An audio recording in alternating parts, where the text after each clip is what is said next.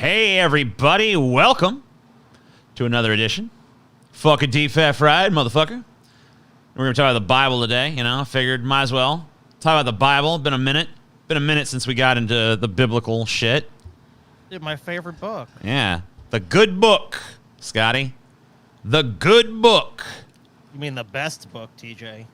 I don't know why they call it the good book, because it's not really... I can't really think of any way in which it's good. Paul seems to like it. I mean, he seems like he's got that whole, like, Bible thing going on. He's like, yes. Yes, my children. Come to me, my child. I love you. I'm God. You know, you did have a really, like, you did have a really wise look on your face there, you know? Yeah, like, it's this, I think it's the sadness and just, I don't know, something about, you know, I know that brace is probably some kind of a, you know, medical thing for your issues with your fingers and stuff, but, it kind of adds some kind of weird mystique when you do the hands like that, you know? What the fuck is that? The fuck is going on over there? Corn Pop, knock that shit off. Divine intervention, Jesus. TJ. God knows what you're about to do, and it's like, send my agent Corn Pop. If Corn Pop, He shall- I don't think Corn Pop has anything to do with God, dude. Corn Pop is not an agent of God. I can tell you that right now. He most certainly is. Dun, Wait, dun, we're about to cover the dun, Bible, and you're like, this evil thing is not an agent of God. It's like, wait a minute. I mean, even, I don't know. Corn Pop is more Satan's speed. That's all I know. You wish, dude. Because you want that to be the case because it's edgier and cooler. No. It's not even just that. Like, I don't know. You just, if you look into the eyes of Corn Pop, you see demons, you know? Motherfucker! Knock it off! Go on! You don't come in here. Fuck you! You don't come here! You know what? Fine, come on. You want to come in here? Want to say hello? Yeah, bring him in. He loves you though.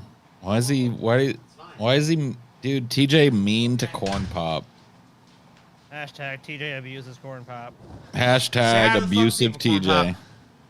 Fucking disgust me, TJ. Ah.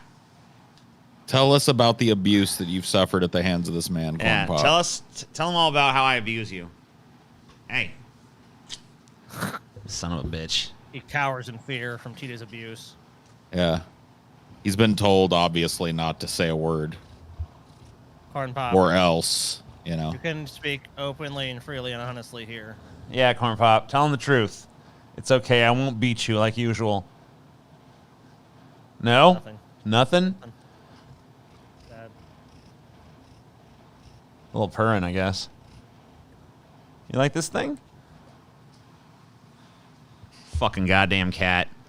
TJ is mean. Keep the pop. I would let him be in here, but that's not possible, dude. Can't stop. Stop pop. There's no Can't way. Stop. Stop pop. You can't stop. I would be- Stop pop. Stop. Stop pop. I would be constantly like coming in here. He'd be like destroying shit, chewing up wires, scratching up the set, just fucking devastating everything he touches. I can testify that Corn Pop has never done any of those things. Yeah, he is. He doesn't do that shit. Yes, he does. You're lying. TJ, you're Look lying. at all the hair you shedding, motherfucker. You getting hair all over my It's a shit. simple- it's a You gotta simple go. explanation, TJ. TJ is You gotta go. lying. I like to make a point here that TJ has been deceitful.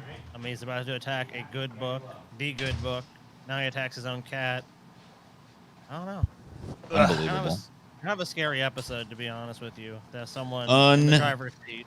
You know, it looks like God is looking right down on you too, Paul. He is. Yeah, he's looking. Bless He knows his son. It's like, ah, yes, Paul, my child. Like I'm shocked people haven't figured out that I'm Jesus yet. Look at all my positions, man. Oh yeah, that's true. Every position I have is a position Jesus would hold in the modern day. Name one that isn't. Anti-war some people would argue to a fault. Yeah, like you're a pacifist to like I'm an a extreme pacifist. thing. The only time I've ever seen you even kind of advocate violence is in the same context Jesus did, which is like, Right. quit The fucking moneylenders. Yeah, quit fucking profaning that which is holy with your fucking money, you pieces of shit. Right. Right? Yeah. Easier for a rich man to go through the eye of a needle than to enter the kingdom of God or whatever the fuck it is. Yeah. Yeah, I believe all that. I espouse that. Against politicians. Yeah. Like, render unto Caesar what is Caesar's, but, other than that, just Other than that, go fucking fuck yourself. be done with it. You know? Yeah. Yeah, I don't know. See, people just weren't ready for Jesus to come back and be a fat neckbeard. You know what I mean? They're Yeah. expecting this, like, ooh, I'm like, Jesus Jim Caviezel looking motherfucker. And it's just, Yeah, you keep making bad decisions, Jesus. You're just like, first you're like, I'm going to come as a fucking scrawny Jew. Kill him. It's like, all right, now I'll come back as a big fat dude. it's just a test. It's one of his tests, you know what I mean? Oh, yeah, fucking asshole. Like, will they love a Jew? No. Will they love a fat, reprehensible neckbeard? No. Yeah, God's always playing his fucking games, ain't he? But I really hope you're not going to profane the good book tonight, TJ. I'm sorry. I don't know. I mean, if we're going to look at it, We're just looking at it. There's no way, we're not profaning it. We're not fucking saying, hey, this is bad unnecessarily. I mean, we probably will, but, let's talk about slavery, huh? You guys like slavery? No, not really. No. Oh. Well, you ain't going to like this part. So let's start with, how do you say this, Colossians? Or Colossians? It's Colossians. You had it. Colossians 3:18 through 25, okay? This is instructions for Christian households. Wives, submit yourselves to your husbands, as is fitting in the Lord. I think that's perfectly reasonable, yeah? Chelsea, I don't know if you're watching, but you remember that shit. Colossians fucking 3:18, bitch. Submit. Get ready to submit. I'm just joking, Yeah. Chelsea, please. Please don't hurt me later. Husbands, love your wives and do not be harsh with them. Okay. Okay. Fair enough. Children, obey your parents in everything, for this pleases the Lord. Sounds like a recipe for some problems, but all right. Fathers, do not embitter your children, or they will be discouraged. Well, every father on the fucking face of the earth has violated that, I believe. I've yet to meet one person that doesn't feel that way about their father. Slaves, obey your earthly masters in everything, and do it not only when their eye is on you and to curry their favor, but with sincerity of heart and reverence for the Lord. Yeah, okay. So whatever you do, work at it with all your heart as working for the Lord, not for human masters, since you know that you will receive an inheritance from the Lord as a reward. It is the Lord Jesus Christ you are serving. Anyone who does wrong will be repaid for their wrongs, and there is no favoritism. I wonder how many slaves in the South were read this Bible verse. Said right here, slaves, obey your earthly masters, because really it's about following Jesus. Oh, I mean, yeah. they did pretty quickly in slave times, like, indoctrinate their slaves into Christianity and shit. I wonder why. I'm watching, Probably- bitch. Fuck, she's watching. Doesn't tell her not to be harsh with me either. Fuck. Says obey me. Doesn't it? Submit yourself. Yeah, you better submit. Or I'll be forced to be harsh in violation of, 8:19 or whatever. Spare the rod, spoil the wife, man. Yeah. Yeah. Oh, yeah, you know how it is. But, despite the fact that the Bible pretty clearly right there is like, yeah, slaves, obey your masters, some people just don't really think that's what's going on. So for here's somebody who's basically, gonna let us know that that's not what was meant. Okay? That's not what that was meant by that. Don't fucking buy into that bullshit. That's some atheist talking point. Don't fucking believe it for a second, etc. Like me, you spend a lot of time at work. Now, depending on the season of life you're in and the skill set you have, your work could vary. For some of us, it's working in an office. Season of life you're in. Give me a fucking break, bro. Yeah. Don't fear the reaper. I'm in the autumn of my life, dude. I'm in autumn. I am in the autumn of life.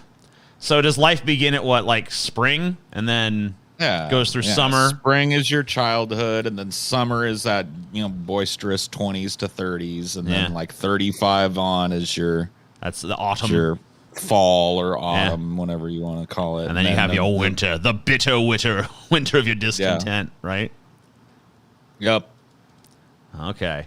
Is clicking buttons. For others of us, it's working with our hands and creating. Some of For us others of work by us, Wait. tearing down retarded arguments from people like you. And what the fuck was that bullshit? For some of us, it's clicking buttons. For others, it's creating things. It's like, what? Fuck you. What if you click buttons to create things? Right, like, give me a break. out in the community to build relationships, to teach or to sell. And for others of us, our work is to stay home and parent young kids. We all work. And for many of us, work I try to avoid it as best I fucking can, you know? consumes a huge percentage of our time.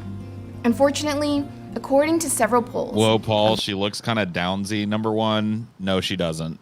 You've never seen a person with Down syndrome if you think she looks Downsy. And number two, that's rude.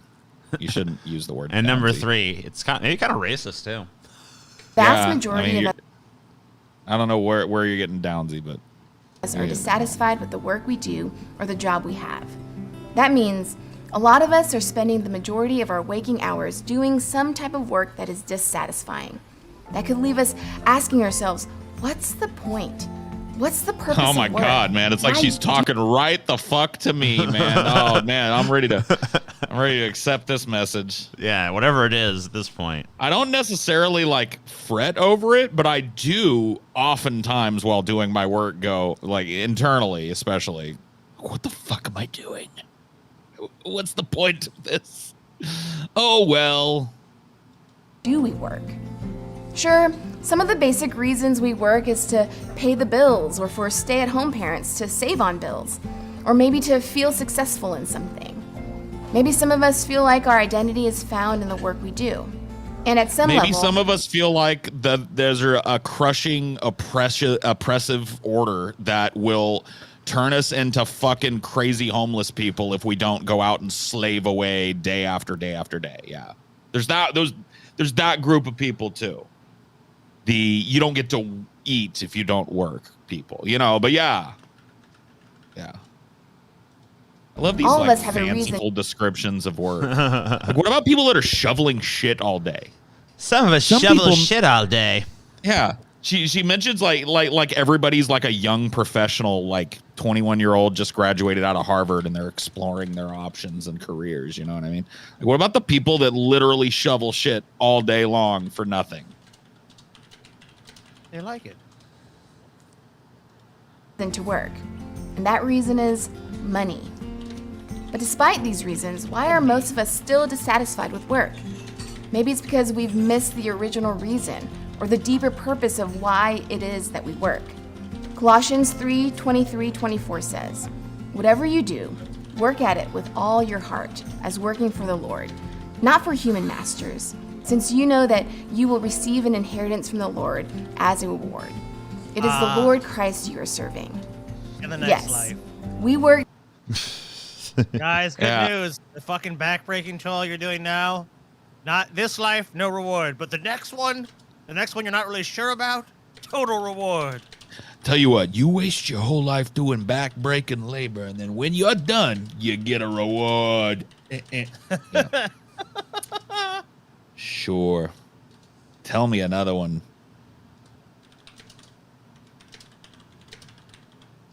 She'll tell you a lot of them. Not only that, like she's literally quoting from like the slavery part of the Bible. Like she's literally going. I mean, like literally, she's quoting 3:23 and 24. When like 22 is like basically like tells us that slaves obey your earthly master. Like she's like basically like glossing over, just like not acknowledging the part where what she's saying was supposed to apply to slaves. So Yeah, slaves. right. So she's basically just telling us all. I mean, she's basically telling us all we're slaves, which I kind of agree with, but you know, she's not overtly saying it. to make money, pay the bills, and feel successful. But according to this scripture, there's Is a much this deeper set like and a richer fake purpose. coffee shop, or is she just set up in the middle of a coffee shop while people are trying to do work? I feel like it's not. I feel like it's neither. I feel like they probably used like a coffee shop that was closed and just planted a few And then guys just- back there. Because you A notice there's couple no of, like, there's no production barista guys. or anybody. There's no one running the counter. There's no customers come in to ask for anything. Right. So I mean, like, you got one guy in there with, and neither of these people have taken a sip of their coffee. You got two guys on laptops. You know. So weird that we do shit like that. Yeah, I don't know. I mean, I guess it adds something, but I don't know what the mystique is of, like, she's talking to me from a coffee shop. I understand that because I've been to a coffee shop, you know? It's like, okay. Duper do. For your life while you're at work. I've heard that passage summarized in a unique and unforgettable way by my pastor. And I want to share your this pasture?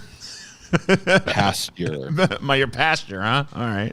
Is this just a person they hired to read this garbage? Yes, 100%. That doesn't believe any of this. So that's why she said pasture. Probably. Yeah, I would imagine so. Probably just an actress. So so she's sitting in a fake coffee shop. I mean, she is a little downsy, Paul, to be fair, you know, so. Oh, yeah. I forgot. Sitting in a fake coffee shop. She's a fake Christian. Uh-huh. With a fake cup of coffee sitting in front of her. Mm-hmm. Man, dude, how do I soak up more of this, man? Yeah, more, please. More. He said, the purpose of your life at work is to show that God is at work in your life. So today on Labor Day, I hope I remember. You guys get that? That's a good one. The purpose of your life in work is to show that God is at work in your life. Huh? Yeah. Yeah. Yeah. I do. And I love how this whole time, like, she never even acknowledges that the fucking verse before is like it totally changes the context of what she's fucking saying. Because she's saying like she's just talking to like anybody who works. This is supposed to be directed at slaves. This is literally like the fucking. This is supposed to be like, hey, slaves, obey your masters because in heaven you'll have rewards, which is basically the whole shtick of fucking Christianity. So I guess it's fucking appropriate. But okay. It is a death cult. I mean, you can't expect much. Yeah, I guess you're right. All right, so deceive us, TJ. They ought to deceive us. So yeah, that was the one that basically just like ignores everything, makes it all about some work ethic shit. But let's read a different verse here, because there's more than one verse in the Bible that seems to condone slavery. What is this design aesthetic where they put crap on a bunch of driftwood? That is. I've seen this. I've seen this in people's houses. See, it's supposed to look like look rustic and down to earth. Like you know? You made it yourself. Yeah, like it's supposed to look homemade. You know, like oh man, you know, around these parts we don't need all that fancy blah blah blah. You know.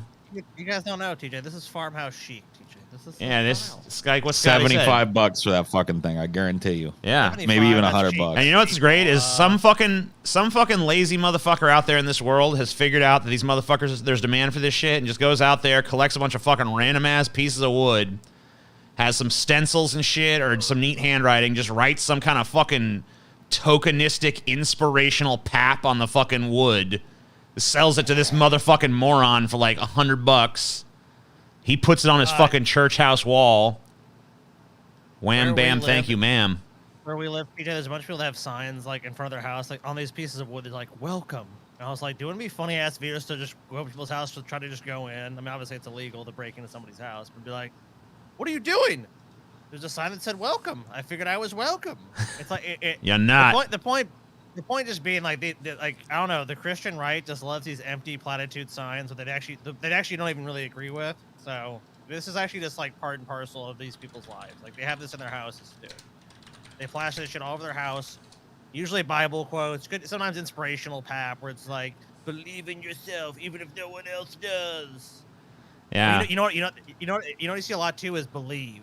That's another one you see a lot of these things. It's like believe.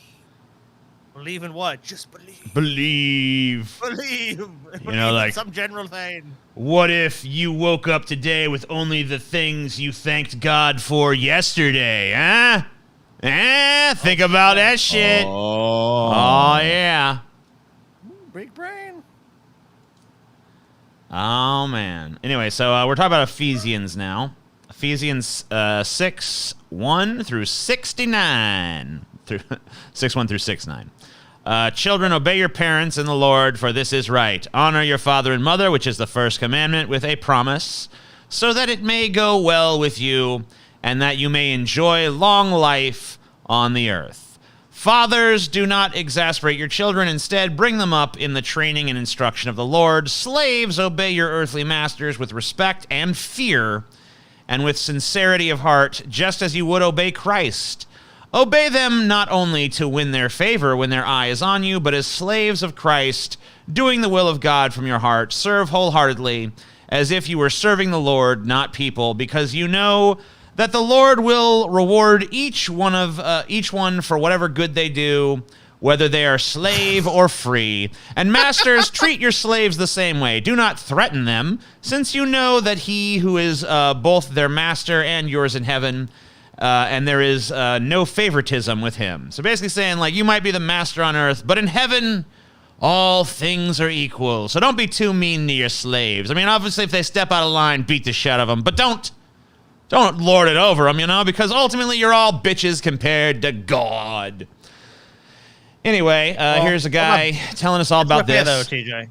It's What's that? biblical slavery. Yeah. It's biblical slavery. It's okay, right? Yeah, I mean, it's not like the transatlantic slave trade, nothing like that. I don't like slavery. Slavery's bad, but biblical slavery, that's all right.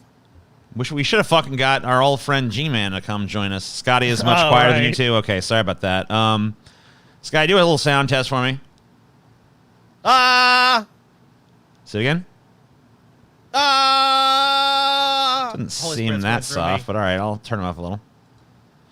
Okay. Baby Jesus! Oh, sweet baby Well, you can't Jesus. turn him up without turning me up, though. Right? No, I turned him on. I turned him up in Discord. Oh, okay, good. Yeah, I just boosted him a little bit. He should be. I mean, I think he seemed like he was coming in pretty fine. He might have just been a little. So you might want to actually get a little closer to your mic now that we've adjusted some settings. Because I know you backed off it before because it was super hot. But it's probably just because you're a little far from it now. Super. Because we lowered your system volume. Who cares? No one cares about that technical shit. But anyway, here's a guy defending this shit. I don't care. Now, what I'd like to do, though, is move to what is considered much more of a challenging passage. And it is a challenging passage. Much more of a challenging passage.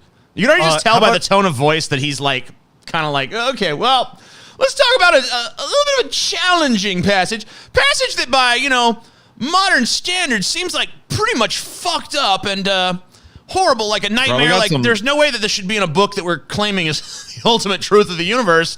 Because it seems like it condones slavery, which I think we all agree is pretty bad. But, I'm going to try to figure out some way to dance around that. Let's see what I do. But biblical slavery is different than the transatlantic and other forms of slavery, TJ. Obviously what we did here in America was bad, but, what they did in the Bible, not also, so bad. Remember, these are the people that preach to be the moral center of our country. Yes. Just remember that. This and all authority that they claim is derived from this book and their creator, who by de facto, if you believe in this, like, endorsed this and was totally fine with slavery. So turn to Leviticus 25. So Leviticus 25, verse 39, it says, "And if one of your brethren who dwells by you," this would be a Jew, a Hebrew, "becomes poor and he sells himself to you, you shall not compel him to serve as a slave." Notice the what if. The what if is he becomes poor. Remember, it was about poverty here, not race or something. And he sells Hebrews, himself. Oh, okay. Oh, it's okay then. Yeah, there's different rules. I was like, Yeah, It's about poverty. Yeah, it's poverty, and it's also only specifically speaking about Hebrew slaves. It doesn't say anything about any other slaves or their condition. Well, look. Obviously, it's wrong to enslave people because of their race. But if you enslave them because they're poor, I mean, who gives a shit? They asked for it. Look, he sold That's himself their problem. to you. That's their problem. This is a purposeful, willful choice. So, hey, I will give you my the service of me. I have nothing else to offer you but myself. You can have me serving you for X number of years.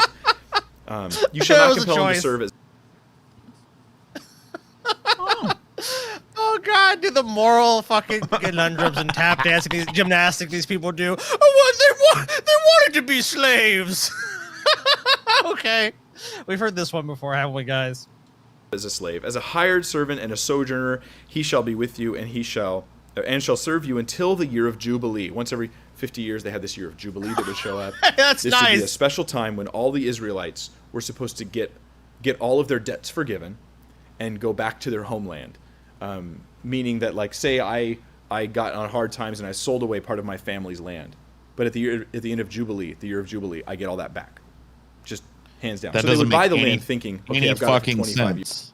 Okay, That doesn't This make guy's any sense. scenario. Nobody would ever buy land if they knew that it was just Yeah. going to be arbitrarily transferred back to the previous owner. Not only that, it's like, oh, it's Jubilee. Like, so everything just gets reset to the point where no one can fucking advance or whatever. It's just, People are dum-dums, man. You're just dealing with dum-dums. Jubilee, man. Every 50, and like, no one would make any deals within like 10 years of Jubilee. Nah, Jubilee's too close. Make that deal after Jubilee. Like, give me a break. Years because Jubilee's coming in 25. So they'd pay the quality of a 25-year lease on the land, basically. But it protected the land, because remember, the big promise is the land, the land, the land.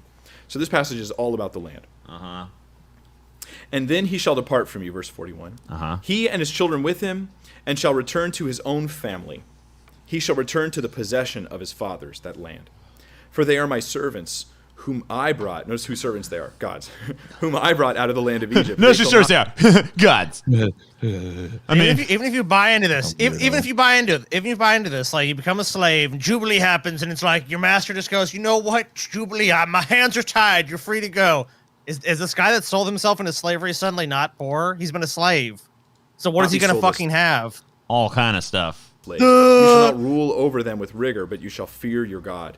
And as for your male and female slaves, whom you have from the nations that are around you, from them you may buy. Sorry, I just lost my place. From them you may buy male and female slaves. Moreover, For them, you may buy. Sorry, I lost my you place. buy Anyway, female what was I slaves. saying? I don't know. Something about. you may buy. And then you can buy some slaves. Anyway, the Children of the point strangers. is, yeah. Wait. What? Hold on. Yeah, let's go back. Sorry, I just lost my place. From them you may buy male and female slaves. Moreover, you may buy the children of the strangers who dwell among you, and their families who are with you, which they beget in your land, and they shall become your property. And you may take. Yeah. Yeah, so basically, I so, recognize like, this immediately as the moral center of the universe. Yeah, So that makes any sense. slaves, so if slaves have sex and have children, they're your property too. It's okay, unless they're Hebrew. Then there's a loophole for that too. But they deal with if he reads it all, there's a loophole to deal with Hebrew slaves as well. Yeah. Take them as an inheritance for your children after you, to inherit them as a Yep, possession. they're slaves for life. They shall be your permanent slaves. But regarding your brethren, the children of Israel, you shall not rule over one another with rigor. Yeah, just for 50 years, according to this. Yeah. You guys only get, some of you guys only get to be slaves for 50 years, according to this. And by the way, during that time, you're still going to live a life of a slave because slaves still had lives. So like, your master's probably going to give you a wife. But you know, And Jubilee is by going to the come way- along eventually, and you can go. No, but here's the free thing. again, Scotty. Here's the thing, TJ.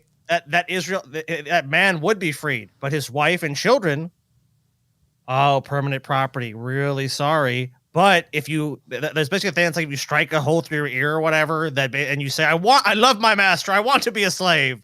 Then your things could remain as they were. So there's a loophole to this, anyways. Love it. It's fucking horror. It's complete horseshit. This is a It's complete challenging horseshit. passage. I think the first thing we have to recognize is, well, there's two things majorly. The context here. And you see, is- you know the crazy thing is for me, it's really not a challenging passage at all.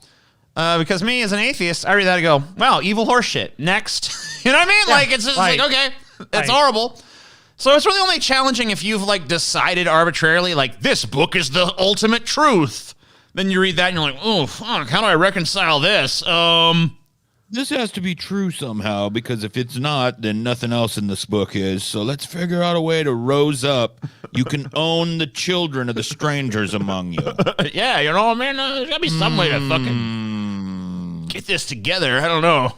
is about the year of Jubilee. What happens in the year of Jubilee? All the Israelites go back to their land. Uh-huh. The difference with foreigners is they don't have land in Israel to go back to. Right. They don't have any land promised by God for them in this place. So it's not like at the year of Jubilee, you go back to your... No, there is this doesn't I mean, exist. yeah. I mean, like, it's like when we freed the slaves in America. We're just like, hey, we would free you guys. No land for you to go to. What are we supposed to do? Give you new land? I mean, give me a fucking break here. For you. It's not part of, you're not part of that promise. Oh, well, yeah. So really here, this is the first time we have Fucking a foreigners. separation between the Hebrew servant and the non-Hebrew servant, or the Hebrew slave and the non-Hebrew slave. And the difference is this. You don't automatically get released at the year of Jubilee. Instead, what would they do? Well, they would just fulfill whatever the contract was they made. But it couldn't be a kidnapping thing. They still weren't to be held against their own will. Where do you get that? They What? I must have missed the part when you were reading it earlier. It sounded like that kind of word to me, but I don't know. Yeah, they're basically like serfs. They're slaves. So I mean, their like whole if life you were revolved around their master and serving their master. So how like your even if they parents wanted to leave, sell you into slavery, then like later on you're like, hey, you know what? You go to your master, be like, master, I don't really want to be a slave anymore. I'm thinking I'm gonna like just go. Is that cool? He'd be like, oh, remember, yes, my child, go. This didn't apply to foreigners or people from other nations. This didn't apply to women and children. This only applies to men. But somehow this man would want to leave behind his entire life, being a slave, having no other means to support himself and his now family, which he'll be leaving behind. Keep that in mind. So if you have a family, it's like, well, guys, it's Jubilee. I guess I'm just going to go live my best life, even though I have no worldly possessions. I'm a slave and I have no fucking money. But bye, everybody. See you later. Because they can easily run away. Really fair slavery. Fair slavery. Yeah, I mean, really just like fair the idea of trying to create there. the concept of fair slavery alone is like. That's basically what they're doing. That's basically what this. I mean, like, why would you hold water for this fucking book? You don't even take this book. Like, where's a trash can? Just drop it in. It's not a source of morality. Well, guys, you see what this then is here is this. like this is what we call good slavery. You know what I mean? And then everybody had That's to what they literally protect them argue. whenever They say biblical slavery is okay. They literally say, TJ, I've heard them say it over and over again. It's like, it's different. It's like, no, it's fucking not. It's slavery. Oh, it is. It is, Scotty. Don't you fret. I always ask this, but can you imagine like getting up, getting dressed early on a Sunday morning to go listen to a dork in a fucking salmon button up and a power tie talk about like how slavery's okay in the Bible? Fuck me. Yeah. I know. Man. Yeah, it's like good cholesterol and bad cholesterol. That's right. Good analogy. You know, Raynoch or whatever. Yeah, it's you got your good slavery and your bad slavery. You say your good cholesterol and your bad cholesterol. You know, people want to just say cholesterol as if it's all one thing, but it's not. There's good cholesterol and there's good slavery. You know, slavery in the Bible is good shit. You know. So let's read really quickly from Exodus. These are some direct orders from God. Exodus 21, 1 through 11. These are the laws you are to set before them. If you buy a Hebrew servant, he is to serve you for 6 years, but in the 7th year, he shall go free without paying anything. This is the same shit this guy read to us a minute ago, I think. No, he's reading from Leviticus, but these are like the same basic rules. There's so much shit in the Bible that's repeated. If he comes alone, he is free. He is to go free alone, but if he has a wife when he comes, she is to go with him. If his master gives him a wife, and she bears him sons or daughters, the woman and her children shall belong to the master, and only the man shall go free. It's like what Scotty was talking about. Oops. But if the servant declares, I love my master and my wife and children, and do not want to go free, then his master must take him before the judges. He shall take him to the door of the doorpost and pierce his ear with an awl. Then he will be a servant for life. If a man sells his daughter as a servant, she is not to go free as male servants do. If she does not please the master who has selected her for himself, he must let her be redeemed. He has no right to sell her to foreigners because he has broken faith with her. If he selects her for his son, he must grant her rights, the rights of a daughter. If he marries another woman, he must not deprive the first one of her food, clothing, and marital rights. If he does not provide her with those 3 things, she is to go free without any payment of money. Sounds kind of like sex slavery, doesn't it? That's exactly what it is. Sounds a little bit. I mean, I don't know. I mean, that can't be true because it's the Bible. I don't think the Bible condones fucking sex slaves. You know, I mean, but really, I mean, like if you read it in like a superficial sort of non-Christian way with your mind closed to the truth of God's love. It kind of seems on a surface level like it's talking about sex slaves or something, but as long as you feed and clothe your slaves, TJ, you're good. That's all you gotta do. Dude, imagine being an old like a Hebrew and being a dude's son, and his old fucking sex slave. He's like, listen, she will be your wife. Like that's how you get your wife is your dad's old like. Yeah, have my sloppy slave. Second son. No, thank you, Dad. No. Yeah, it's fine. Take it. I got a new one. Ah, damn it. Damn it, Dad.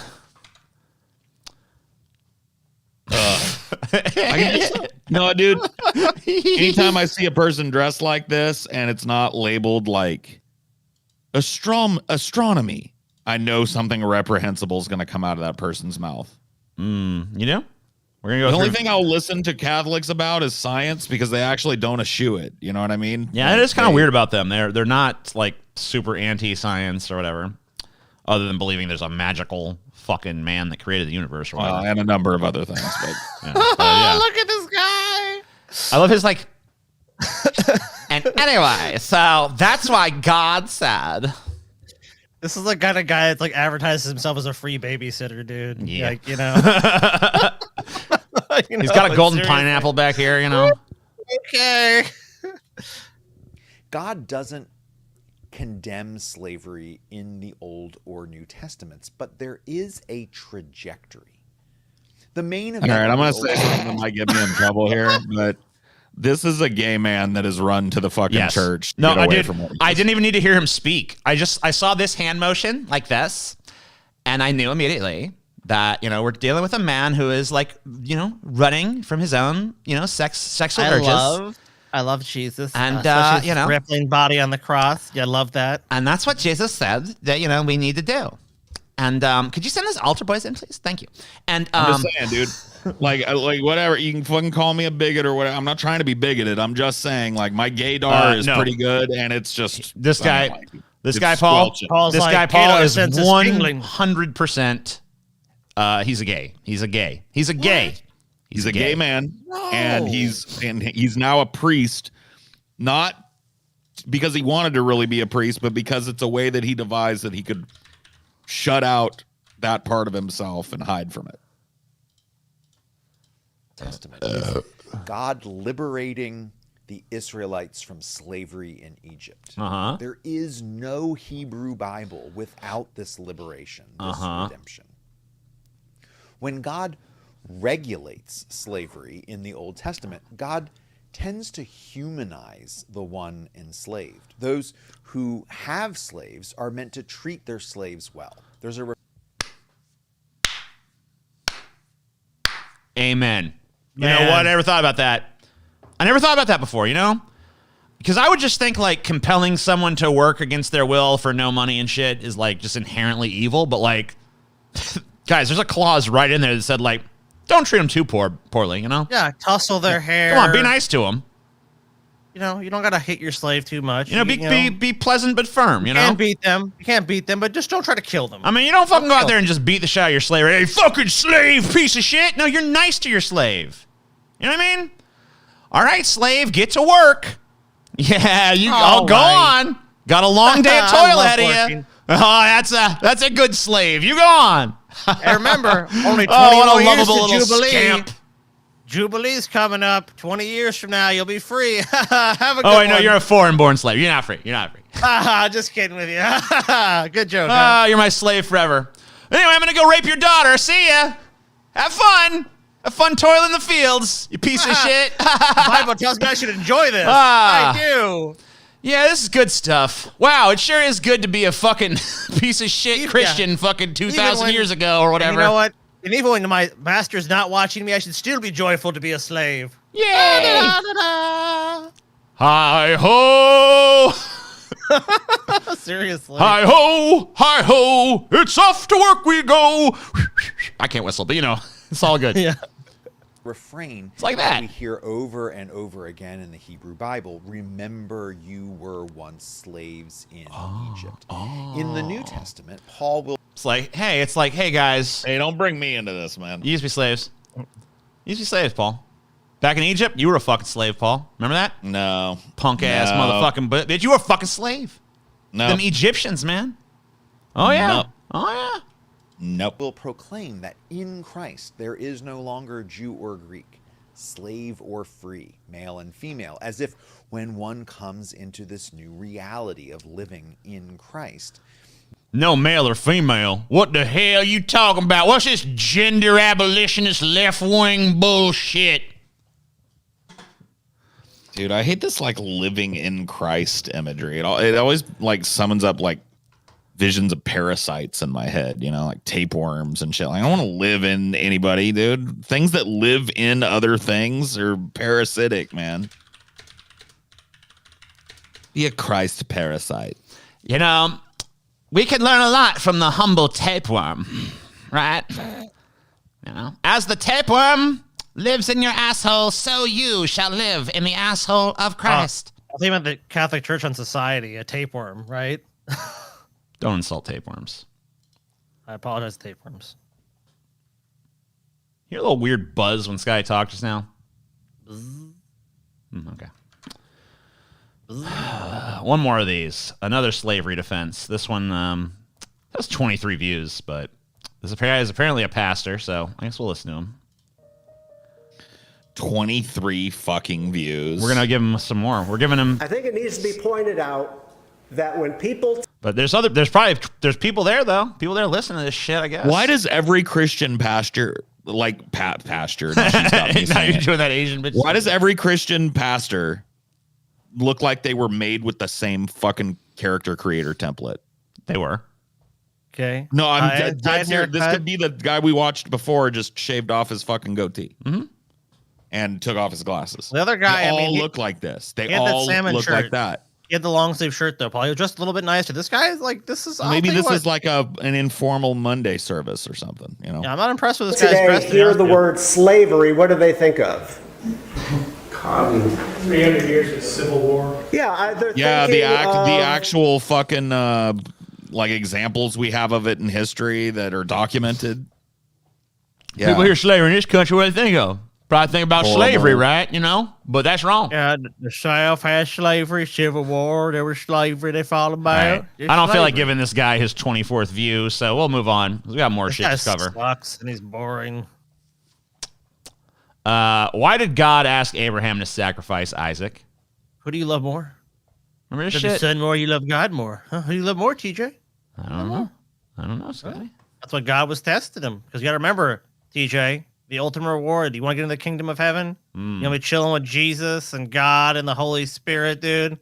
Got to make the right choice. Your son, I mean, that's sad and everything, but if you kill him, straight to heaven with him. When you die, straight to heaven with you. So let's read about this. Let's read about this story here. This is in Genesis, first book of the Bible, chapter 22, 1 through 13. Sometime later, God tested Abraham. He said to him, "Abraham, here I am," he replied. Then God said, "Take your son, your only son, Isaac, whom you love, and go to the region of Moriah.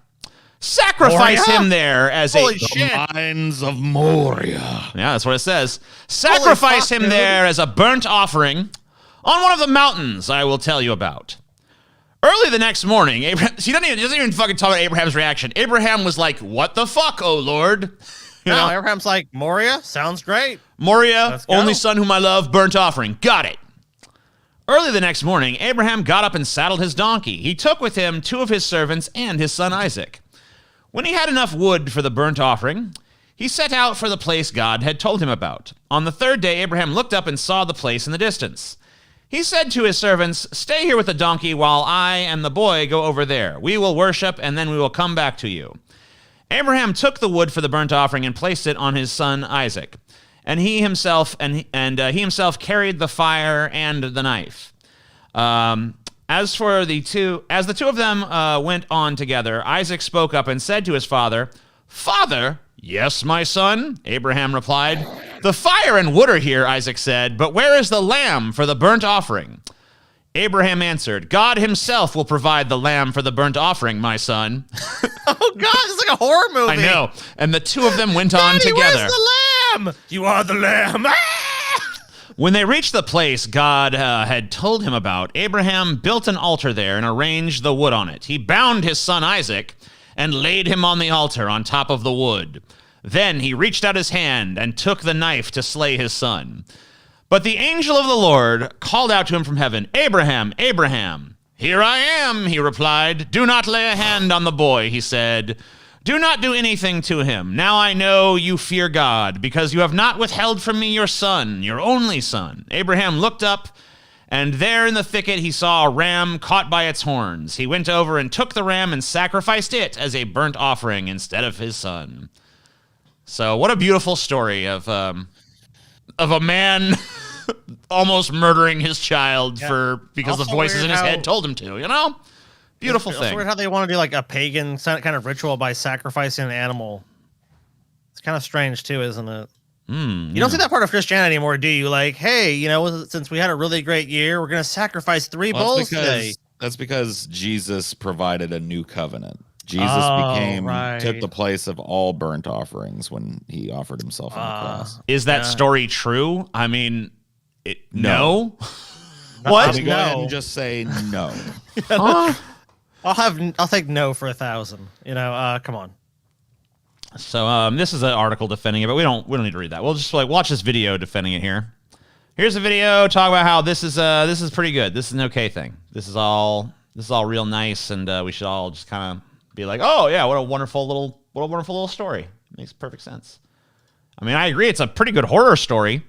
I think it could have used some sort of reaction from Isaac, like the fucking thing that's most disturbing is that there's no reluctance on the fucking part of Abraham at all. It's just like, Abraham, go kill your son. He's like, sure, okay, no problem.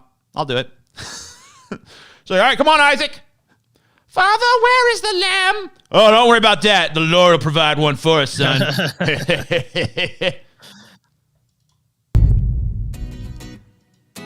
This is for kids. Hey, kids, have you ever had... Oh, this is going to be like this story for kids, huh? Shut up, Isaac.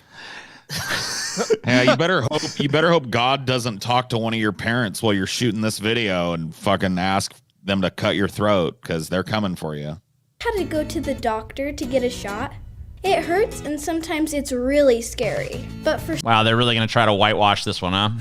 They don't care. All right. Yep. some They reason, loved your you. parents say that it's good for you and will help you to stay healthy. This is a story about a parent literally being told to murder their child and then like obeying right until they're like, stop. Like, nope, don't do it. Just a test. Fucking with you. Sorry. Wanted to make sure. Look, you know, God was kind of skeptical, even though he's the all-knowing, all-created, all-powerful creator of the universe. He was really sure that you were going to do it. It's like, well, didn't God already know what was going to happen? So why do you need to test him in the first place? No. Well, free will, They right? might sound crazy. How could something that hurts you help you? Well, in today's story, Abraham was in a similar situation, God asked him to do something really hard and scary. but he trusted. Asked to do What something did he really ask him hard to and do? scary. Yeah. Yeah. Slay his own Brutal child. and psychotic. And once again, like, you may be the subject of this if you believe this is true. Right. So yeah, I mean, if your parents hear the voice of God and they're like, murder your child, they'll be like, okay, no problem, God. You got it, big guy. All right, we're not watching this. This is fucking too much. All right. This is disgusting. So what are we on now? This is Ezekiel 9, 1 through 11. Okay. Then I heard him call out in a loud voice, bring near those who are appointed to execute judgment on the city, each with a weapon in his hand. And I saw 6 men coming from the direction of the upper gate, which faces north, each with a deadly weapon in his hand. With them was a man clothed in linen, who had had a writing kit at his side. They came in and stood beside the bronze altar. Now the glory of God of Israel went up from the cherubim, where it had been, and moved to the threshold of the temple. Then the Lord called to the man clothed in linen, who had had the writing kit at his side, and said to him, go throughout the city of Jerusalem and put a mark on the foreheads of those who grieve and lament over the detestable things that are done in it. As I listened, he said to the others, follow him through the city and kill without showing pity or compassion. Slaughter the old men, the young men and women, the mothers and children, but do not touch anyone who has the mark. Begin at my sanctuary. So they began with the old men who were in front of the temple. Then he said to them, defile the temple and fill the courts with the slain. Go. So they went out and began killing throughout the city. While they were killing, and I was left alone, I fell face down, crying, alas, sovereign Lord, are you going to destroy the entire remnant of Israel in this outpouring of your wrath on Jerusalem? He answered me, the sin of the people of Israel and Judah is exceedingly great. The land is full of bloodshed, and the city is full of injustice. They say, the Lord has forsaken the land, the Lord does not see. So I will not look on them with pity or spare them, but I will bring down on their heads what they have done. Then the man in linen with the writing kit at his side brought back word saying, I have done as you commanded. After this, God sends a legion of angels that had been sworn to protect humanity into the cities to slaughter all who did not bear the mark. So basically, you know. What the fuck, dude? If you're not part of my death cult, I will send my legions of angels to slaughter you. Dude, I want to make a movie of this. This would make the most metal fucking movie ever. Dude, God is, in the Old Testament especially, is super fucking metal, dude. He's just like, you guys have sinned against me. But I thought we could be redeemed. There is no chance for redemption. I shall slaughter you all. Kill them all. Murder them all except for those who bear the mark. Just fucking butchery in the streets.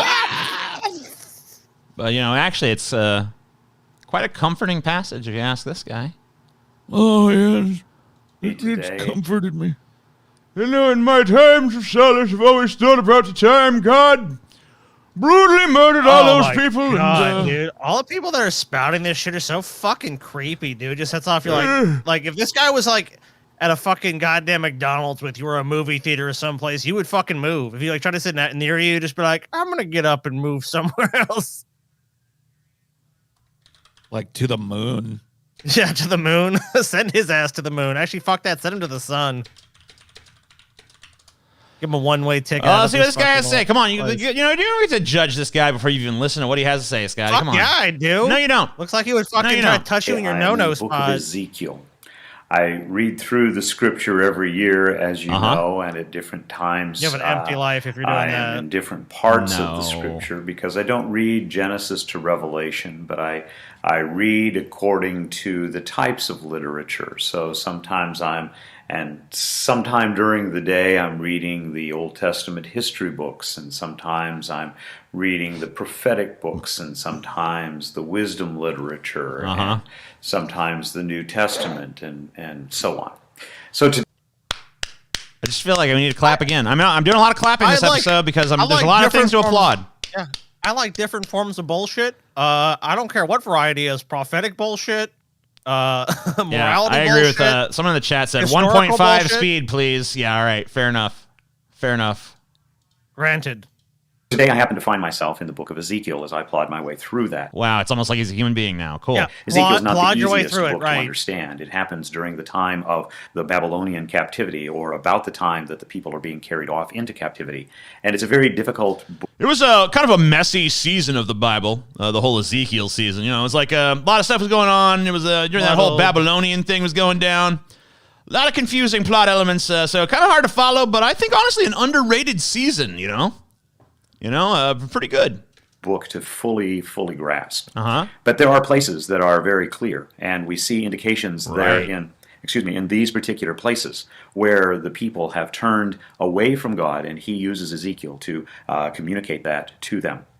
Ezekiel's prophecy is not always a comforting one. Although today, in the midst of all of that judgment, I hope that you'll find and glean some comfort from it. Oh yeah, I'm going to. I totally will. Yeah, this fucking guy could. I swear to God, man, this guy could put a fucking elephant to sleep with this shit, dude. Oh my God. More of that banality of evil, right?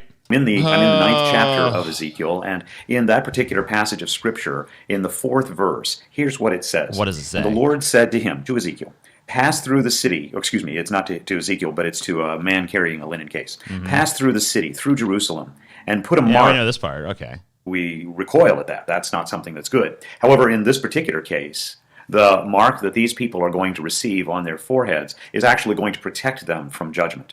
And what's encouraging to me is that we see the kind of person who receives that mark. It's the person who sighs and groans and mourns over the abominations that are happening in that particular society. Jerusalem at that time was filled with idolatry. The people had forsaken the Lord, This and is they had the brought mark. in all Don't kinds kill of me. other idols and gods to Guys, worship. that's what I'm hearing. I got it. If you're part of their death cult and you still believe their nonsense, then you're okay. But other people had strayed away from believing that or didn't believe it. Oh, TJ, you're gonna be okay, by the way. Yeah, I got the mark. So But you the guys other are people gonna that get strayed slaughtered. I'm gonna be away, all right. even though God is supposed to be infinitely forgiving, he just loses his shit and is like, you know what? You don't want to worship me? You don't want to worship me? Okay, that's fine. That's fine. You don't want to worship me? All right. I'm gonna kill you then, bitch. How about that? I'll forgive you that way. It's like, what the fuck is this guy? This guy's insane. Sometimes he's like, I love you. I'm gonna give my kid. I'm gonna sacrifice my kid, make a loophole so you can all live forever. And other times he's like, you know what? You don't want to fucking listen to me? You're fucking dead, bitch.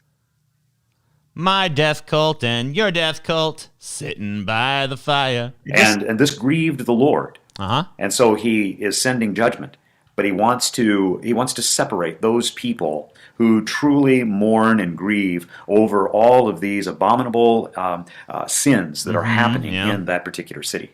Now, the reason why I feel like it is a comforting passage is that as I look at the world around me, I see a world that is filled with idolatry. So the reason you find it a comforting passage is because I look around the world around me, I see a lot of people deserve to fucking just get slaughtered for what piece of shit they are. I see a lot of people I wish the Lord would just take out already. See a bunch of idolatry out there. Bunch of people making fun of me. Bunch of people saying I'm fucking boring, Paul Zigo. Yeah. Well, God's coming for you, you fat fuck. He's coming to murder your ass. Man, you could tell him to fucking not to tarry or whatever you guys say, man. Hurry up. Paul's like, hey, I'm good. Do it. I'm ready to fucking roll, Just man. do it Let's quick. this. Heads will roll. Heads will roll. We live in a world of sexual I'm taking the immorality. mark off. I want to die We live too. in a world of sexual perversion. Dope. Based, I wish. Oh my god. We I bet live in this a dude world- fucking jerks off to the most reprehensible shit you've ever seen. Well, we know he's jerking off to this Bible verse. Yeah, This kill guy them lives all! Kill them all! This guy's an early Bitcoin investor, dude. He's like, 3 Bitcoins to slaughter some children. Oh, yeah. Abraham and Isaac. Do Abraham and Isaac. Kill them all, God. Kill them all. I'll play God. And if I want to stop it, I'll tell you to stop it. Oh, every one of them's gonna fucking die. It's gonna be so beautiful. I don't think I'm going to say stop. Speaking of sexual perversion, let's talk about rape. Everyone's favorite topic, huh? Let's talk about rape. It's time. How do you guys feel about rape? You like rape? I'm sure the Bible yeah, is it's rape. completely against it, dude. 100% against You like rape, Scotty? You be big into raping and stuff? it. Paul? Not in the You guys modern like sense, raping? but the biblical sense. Yeah, of well, course. biblical. I mean, obviously, rape Modern- is bad. but, modern like, rape is there's good rape and despicable there's and bad. horrible, I mean, terrible. like biblical Yeah. rape is what I'm talking about. Biblical rape under the right circumstances. of Right? course, Yeah. I is mean, of fine. course, that's what we're talking about here. We're talking about good Christian, wholesome, biblical rape. Oh, then of I course. mean, I'd have to see what the context that God is talking about. Okay, rape well, let's is, give you and that. whether it matches. See, ancient Paul, Hebrew you might idea. fall I into don't know the why. last I don't know one. why you don't have faith in God, but all right, I'll give you the Sounds like context. some idolatry to me, Paul. Let's listen to Deuteronomy 22 through 22:23 through 22:29. Okay. My favorite book, dude. Deuteronomy. Deuteronomy. Yeah, man, that's a good one. If a man That's is a good found, channel name. Deuteronomy. Deuteronomy. Deuteronomy. If a man is found sleeping with another man's wife, both the man who slept with her and the woman must die. He must purge. You must purge the evil from Israel. Good. If a man happens to meet in a town a virgin pledged to be married, and he sleeps with her, you shall take both of them to the gate of the town and stone them to death. The young Fair woman, enough. because he was in a town and did not scream for help, because she was in town. I mean, she ain't gonna scream for help when she getting fucking raped. I mean, come on now. And the man, she didn't because do he enough to violated prevent the another rape. man's wife, you must purge the evil from among you. Yeah, the victim also has to be look, she could have yelled, she could have fought back a little harder. Gonna Yeah. kill her too. Makes sense. But if out in the country a man happens to meet a young woman pledged to be married and rapes her, only the man who has done this shall die. So if it's out in the woods or something, all right. But if she's in the town and she didn't even say nothing, come on. She Guys, wanted it. Got to kill her. That That's just how progressive the Bible is. If you're in the middle of nowhere and you get raped, then you get to live. It's the most baffling fucking moral calculus ever, dude. Do nothing to the woman. She has committed no sin deserving of death. She still committed a sin by being out there where she could be raped, but I mean, not enough to deserve being killed quite yet. This case is like that of someone who attacks and murders a neighbor. For the man found the young woman out in the country, and though the betrothed woman screamed, there was no one to rescue her. If a man happens to meet a virgin who is not pledged to be married and rapes her, and they are discovered, he shall pay her father 50 shekels of silver, and he must marry the young woman, for he has violated her. He can never divorce her as long as he lives. Wow, so the victim is forced to marry the rapist. No, Scotty, it doesn't say. No, that's not what it says, Scotty. It says the rapist is forced to marry the victim, Scotty. Yeah, but that's probably fine with him. And you got to cough up 50 shekels of silver. Oh wow! So that's a lot of shekels. I mean, you do have how many fucking how much money 50 shekels is, bro? Yeah, so you have to buy so it's basically sex slavery. Okay. You basically you pay her father, which she's then because obviously under this society she is property. Mm-hmm. She is then raped, which her rights are violated. Under that sense, then she has no say in the outcome because let's say the dad walks you. Oh, you raped my daughter. Give me 50 shekels. All right, here's your 50. Now you got to marry her too. What about her? Why does she have to marry the dude that raped her? Shouldn't have been out there being rape bait. That'll teach you. That'll fucking teach you. That'll learn you. Did you see what I could see half of an ankle for a second there. Teach you to go outside, huh?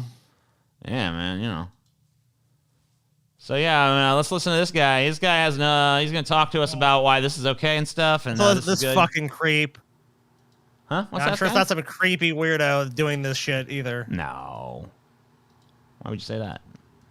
I don't know.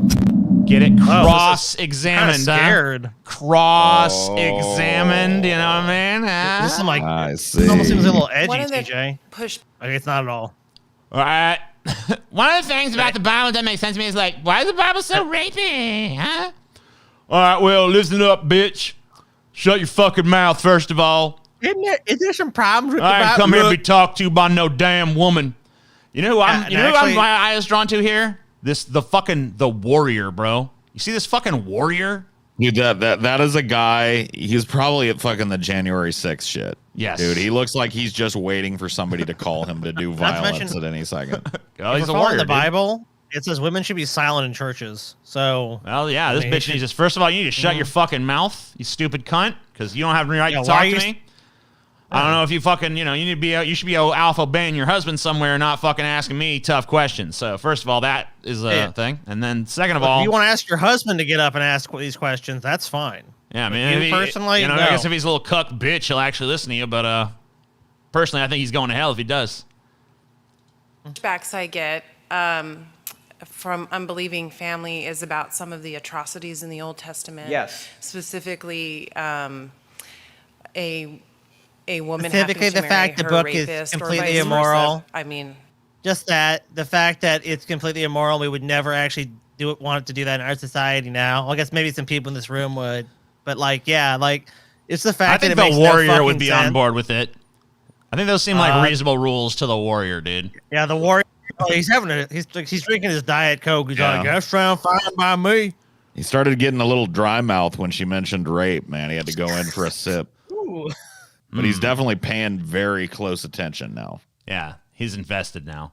Wait a minute, rape? I sort of have an answer for it, but it's sort of difficult to press in today's culture. And then, what answer do you have for it? I mean, today's culture, that's the real problem here. It's just like, you have this culture where if you start talking about how you should just kill rape victims for getting raped and shit, or like force them to marry their rapists, people start getting all weird about it. Like, what are you talking about?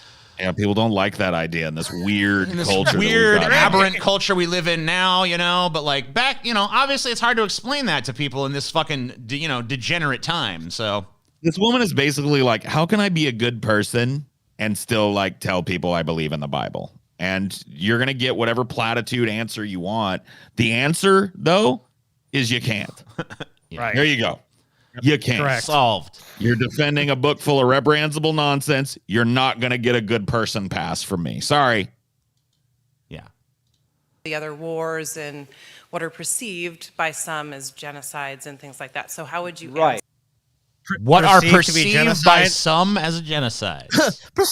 Look, some could perceive the Holocaust as genocide of the Jews. Some could perceive that. I mean, not everyone, right? You know, like, what? What are you fucking talking about? Like, it is genocide. When The God Bible ordered this endorses entire it. race of people destroyed, I mean, a lot of people would say that's genocide, quote unquote. But I mean, honestly, I mean, All right, let's deal with the rape issue.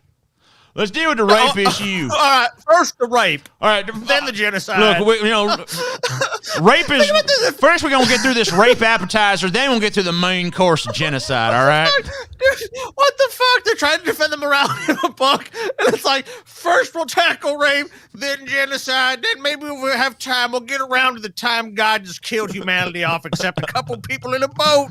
Then we'll get there. The fuck is this shit, dude? How can you take this shit seriously? You first, Like because that's this. a big one. The best book on this topic is by Paul Copan, who is A lot of Pauls. Shouldn't the best book on this topic be the Bible? Yeah, that's true. Shouldn't that? The other Paul mentioned was Paul from the Bible. So All right. come on. I mean, A lot of Pauls. I'm just saying, they're everywhere. a brilliant scholar, teaches at Palm Beach University. He's written a number of books. This is the book, Is God a Moral Monster? yes. Yeah, yeah, right. If you open the book and there's one word printed in big bold face, it says yes. That's the book they need. Because otherwise, it's a book full of sophistry and bullshit. Is God an evil fuck? Yes. Okay. Well, it shouldn't that even was a say good one. yes. It should just be like, yup. Fucking size 10 font, middle of the page. Yup. Don't even put a period on it. Just yep. Here is what he talks about with regard to this issue. Okay. First of all, before we even address it, is the person that that's bringing up this objection, is this person an atheist? She's more anti-God than an atheist. She's an atheist. She's an What? atheist. I'm yeah. anti-God. So, So it's she's probably an her daughter or anti-theist. something like that. That's just like, Mom, this book is like fucked up. It says this. Okay, well, and then she had nothing to answer, so she goes to this guy's little stupid seminar. She's like, yeah, my friend or whatever, said this, and I'm just like, what do I say? This guy's like, all right, By the is way, this person atheist? Okay, well, let me just. It's funny too because the question has no bearing on any kind of answer Right. that he should give as a proclaimed expert on the Bible. It shouldn't matter who asked the fucking question. So now he's going to use that to disparage the question asker rather than fucking actually tackle the fucking question. Was it by chance? Was it an atheist? Was it some godless heathen that asked this question? Some reprehensible person you shouldn't even be involved with? Or no? So Is that when, the person? was it an atheist asking you that shit? All right, that makes sense. That's a very good point. Why should that matter? It shouldn't doesn't. matter. 'cause It literally doesn't You should matter. have the answer. It doesn't matter at all. So that's even worse. Sure. Right. Yes. One thing you can ask her, you could just ask her, why do you think rape is wrong? What? Checkmate. Hold Checkmate, the fucking phone atheist. here. What? Wait a minute. What? Someone give me a phone so I can hold on. What? Let me just hold my phone for a second. Let me hold it real hard. The way you answer this question is you ask them a question, and that question you ask is like, I'm expecting this defensive, like, this is why, the context, historical, What's wrong like, with rape? right, what's wrong? Let me ask you this first of all. Rape was even wrong in the first place. Who said that? Where'd you get that from? Huh? Yeah, that's really God going to didn't win say over that? some Did God hearts. say that? Oh yeah, Oh, yeah. Because I, as an atheist, if someone asked me that, I would immediately be like, "Oh, well, yeah, got me, checkmate, defeated." Yeah, see, this is exactly what he's going to do. He's not going to tackle the fact that the God that he worships condones rape. He's going to teach her how to argue against somebody who would bring that up. Oh, you just say like, yeah. See, it's going to be if there's no God, there's no morality, Yeah, right? except for the whole point of this question is that the Bible doesn't really seem all that condemning of rape. It seems like it's not very condemning of it at all. It specifically endorses rape. Yeah, so it endorses rape and sexual slavery. You can't be like, look, the only reason rape is wrong is because the Bible says it's wrong. It's like the whole point of the question is it doesn't. Fucking dipshit. Like he's teaching people how to engage in literal sophistry. Yeah. Answer a question with more questions and never fucking. So here's dodge the around baffling topic. line of bullshit you use to weasel your way out of that. And all right, check it out. God. Right. If evolution is true, and there is no God, and by the way, even if evolution is true, it doesn't mean there's no God. Right. I could go into that now. I don't have time, but What, evolution? What? Just fall back position. If If evolution is true, and there's no God. And by the way, even if evolution is true, that doesn't mean there is no God. Because there could be a God, even if Look, even if there is no God, that doesn't mean there's no God. You know what I mean? Come on. Evolution doesn't speak to the question of a god or a supernatural force controlling the universe. That's a total fucking dodge. Doesn't have anything to do with anything. but say there is no God. All right. And we're just overgrown germs. That's not even what. You're Wow. over. All right, this guy. Have you ever cracked up on a fucking idiot. This guy right book here, in your man. life, my friend? You're an overgrown germ. So let's You're say fucking- there is no God, and you're just a big old fucking overgrown germ, right? Maybe in his case, he is an overgrown fucking germ. Yeah, I think he is. I don't know. He's projecting. I on mean, that that's maybe he's Then- speaking from experience on that one. one. Yeah, go fuck yourself, bitch. There's nothing wrong with raping to propagate our genes, right? Sure. Sure. Sure. You just Your wait. answer is Hold on. I want you to just fucking dissect what you just fucking said, you dumb bitch. This guy just asked you, if there's no God and you're just a big old germ, nothing wrong with raping to reproduce your genes, right? And you're just like, sure. No That's pushback. Just like, yeah. Makes That's sense to me. TJ, that's morality without, if there's no God, TJ, then where do morals come from? Oh. Checkmate. Oh, Yeah, I caught the amazing atheist flat-footed. Can't even Oh, explain fuck. morality. Rolled a nat 1. So, Right. in other words, she's stealing a standard from God to say God doesn't exist. No. No, she's comparing a modern standard against an ancient Bronze Age one and asking you to fucking account for it. And you're not giving this person any ammunition. She's not going to be able to go back to this person and go like, well, you don't even believe in God, so rape should be fun in your mind. It's just like, how's that an argument? It makes absolutely no fucking sense. What's even wrong with rape if there's no God, huh? Notice that there's literally no biblical scriptural answer that he can give to this. Also, He can't explain it away. He can't give her any ammunition that uses the Bible or has anything to do with religion. Just pure sophistry. That she's its answer is also conditional on the person being an atheist. What if the person is a Christian and just thinks it's immoral? So it doesn't even answer, and even in that context, it's not an answer. So he has failed totally to answer this question in any form. Well, I mean, he's still got some time. But let's deal with the question on rape directly. Uh-huh. Right. Copan says, there are 3 different scenarios in this section of Scripture. This is Deuteronomy 22, 23 to 29. There's adultery, there's rape, and there's seduction with no resistance.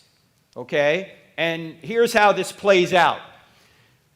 If they were actually involved in adultery, they're both married, then capital punishment was the punishment in the Old Testament for adultery. Right. Which, So by how's the that way, moral, though? that in and of itself, barbaric, brutal, and stupid. Just so you know, even that part alone, also terrible. And you and this bitch and probably fucking half the people in that room would probably be killed. So, just so you know. Yeah, so If put to death these people. it's rape, it's capital punishment for the man. No, that's contextual. That depends on whether it's in the town or outside the town. Yep, and whether or not she's been promised as a marriage partner or not. Right, If she that's hasn't true, been too. promised as a marriage partner, then rape She's up for away, grabs. friend. So yeah, this is oversimplification of what the verse says. And honestly, you could have just read the verse, but you're not going to do that, of course, because then people would know you're fucking twisting it. Just Obviously, the woman imagine, is- dude, fucking like, oh, what about all the rape in the Bible? Well, there's 3 different flavors of rape in the Bible. We're gonna go through each one. It's just like, So look, there's strawberry Really? rape, which is bad. There's chocolate rape, which is kind of bad. And then there's vanilla rape, which is actually not so bad. Yeah, Just give no, the father the 50 answer is- shekels, and then you get to marry her, you know? So Yeah, that's the answer. pretty Here's the good modern punishment. answer: rape is bad. You shouldn't do it. There you go. End of story. We don't need.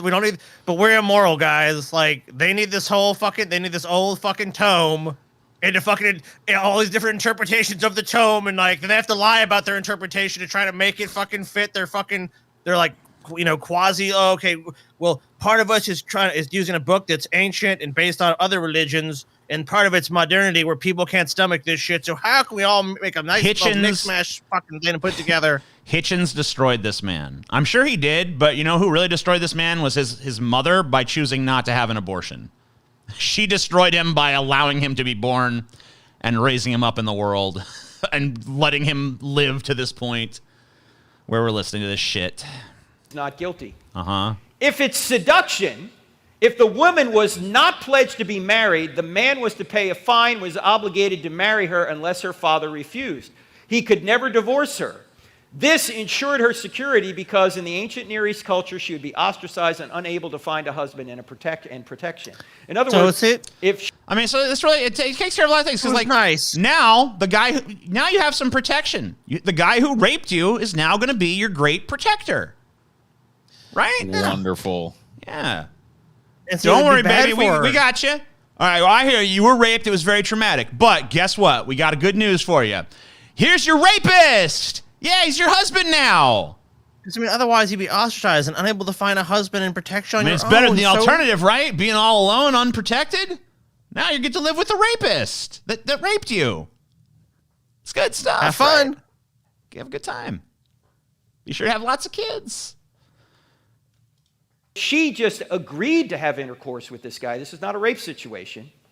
This was... Once again, huh? She didn't ask you about... agreeable sex. Wait. She asked you specifically about rape. It's not it says, dude, right here, Deuteronomy 22:28. If a man happens to meet a virgin who is not pledged to be married and he rapes her and they are discovered. This is not a consensual situation. It literally says right there, rape. Rape. It says rape in the fucking book. What? Is what was told by God to do. So it's a misunderstanding. It is. Yeah, it's a misinterpretation by you willfully. It's the way you interpret it. How is it a misinterpretation? Huh? It's huh? TJ, because look, no. TJ, what are you fucking talking? Huh? No, TJ, one's adultery, and you know what? Adultery, that's not bad because then they get killed. But if it's really true rape, TJ, then the man is just killed. And if they're seduction, so you say that virgin didn't want to be married to nobody, as long as that guy ponies up 50 shekels and says, I'll marry her. Oh, yeah. It's all good because she would be in a bad way otherwise. Oh, yeah. That's true, Scotty. Good point. So it's misinterpretation to say the Bible is soft on rape. Exactly. Oh, good. You want to say something? I'm sorry. Were you trying, Scotty? No. I was just listening to this more of the nonsense. Sorry. You've got to know the Hebrew to understand what the differences are. The last point is this. The Old Testament law is not applicable. You got to know the Hebrew. No, that's another. The English translations can't be trusted, you guys. You got to know the ancient Hebrew. Does this guy speak Hebrew? What kind of Bible should I get? Yeah. What kind of Bible should I get if I want to, become a Christian? King James. What about this passage in the King James? Well, you really need a Hebrew Bible to really get the full understanding of that text. Get the fuck out of here, bitch. Where'd that goalpost go? 15 different versions of the text. Yeah. Goalpost seems to be running in the opposite direction very fast. Yeah, it keeps moving away. They keep kicking the ball and they just keep moving it back 10 yards. Someday you'll get it.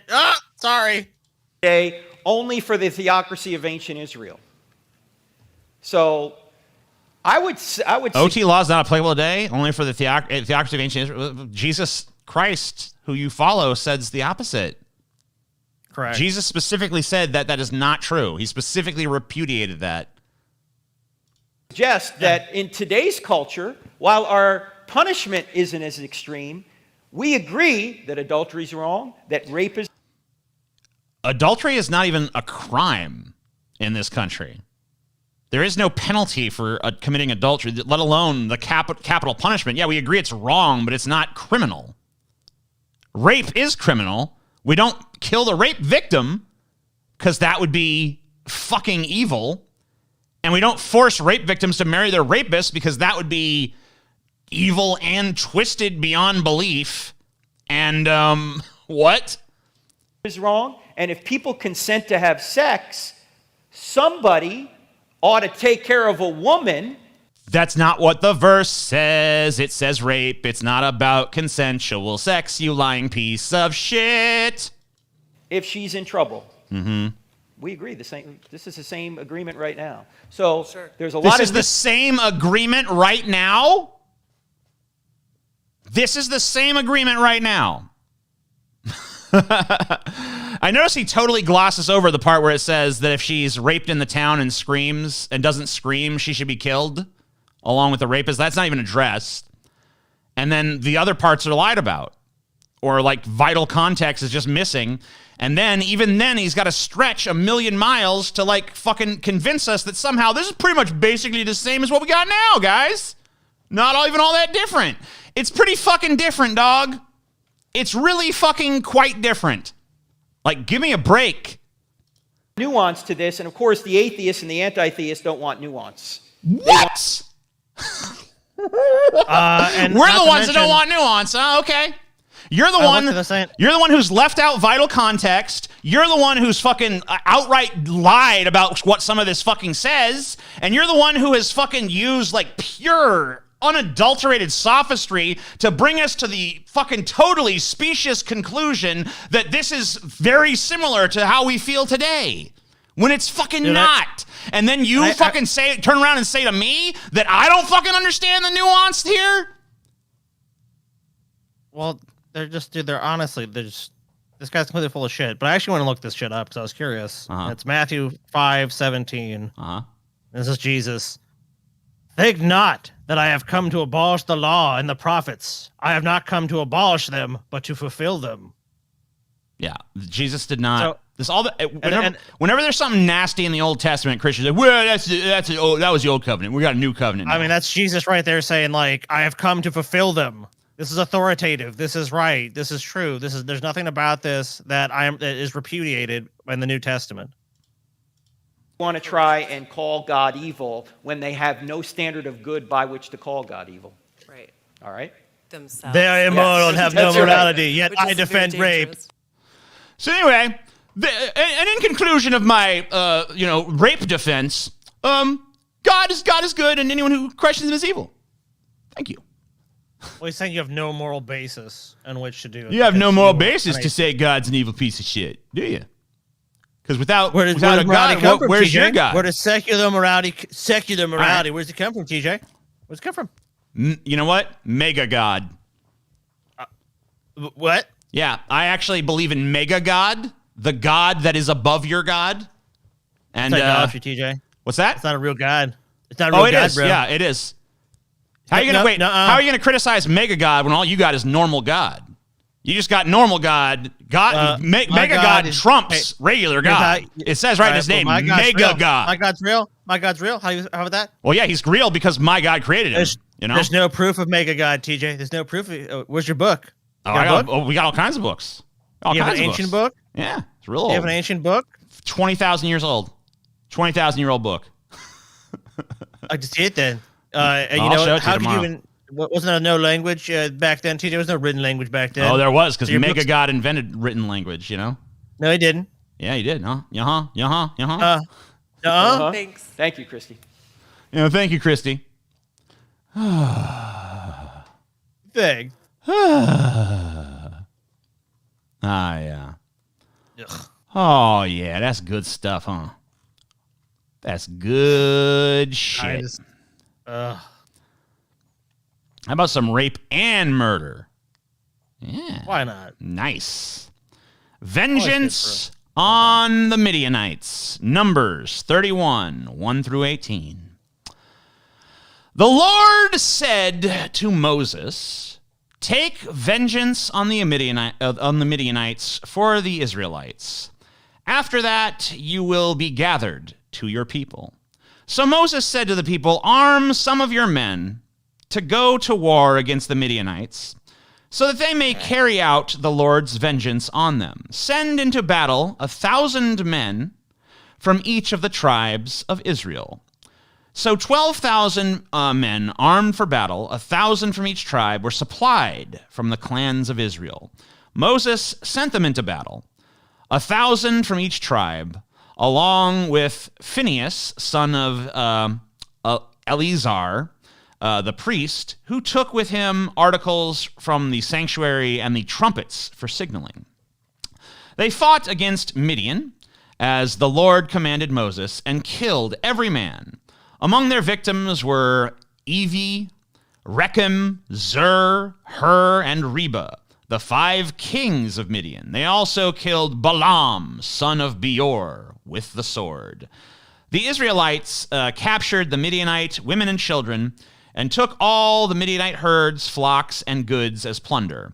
They burned all the towns where the Midianites had settled, as well as their camps. They took all the plunder and spoils, including the people and animals, and brought the captives, spoils, and plunder to Moses and Eleazar, the priest, and the Israelite assembly at their camp on the plains of Moab by the Jordan across from Jericho. Moses, Eleazar, and the priest and the leaders of the community went to meet them outside the camp. Moses was angry with the officers of the army, the commanders of thousands and commanders of hundreds who returned from the battle. "Have you allowed all the women to live?" he asked them. They were the ones who followed Balaam's advice and enticed the Israelites to be unfaithful to the Lord in the Peor incident. Oh, shit. So that a plague struck the Lord's people. Now, kill all the boys and kill every woman who has slept with a man, but save for yourselves every girl who has never slept with a man. This just sounds like this reminds me of Kingdom of Heaven. God wills it. Why must we rape and plunder and pillage and, and follow every base instinct? God said to. Yes, God said it. God wants this. So they went and killed all the men. Justification for war. They went and they killed all the men. They spared the women and children. They brought the women and children back to Moses, and Moses is like, "What the fuck are you doing? No, kill all those women, kill all the male children." But you know, the only fucking people I want to see left alive are those virgin girls, which you can keep for yourselves. Just to make sure a couple make their way to my tent. This is the good guy in the Bible. Yes. This is Moses the good. There's animated little fucking rip-off Disney movies about this guy and how fucking wonderful he is, right? This is Charlton Heston and shit, okay? Yeah. Kill the women, kill the children, kill the men. You can keep the children alive so we can, like, fucking rape them and shit, but that's it. Everyone else got to die. Midianites, just like genocide them, except, like, the young virgins and stuff. Yeah, I mean, you keep them virgin girls, I guess. That might be fun, but, like, everyone else dead. All their goods. Kill them all. Just take everything from them, but that's holy because that's what God likes. said to do it. I mean, that's like the oldest justification for fucking war. It's like, is that story true? Why do you keep saying that? No, none of it's fucking true. It's the Bible, okay? Not one goddamn word of it is true. All right. Yeah, it happened. It happened. He's just lying. They don't teach this in Sunday school. Oh, well, they do. They should. Yet again, fucking freak meter.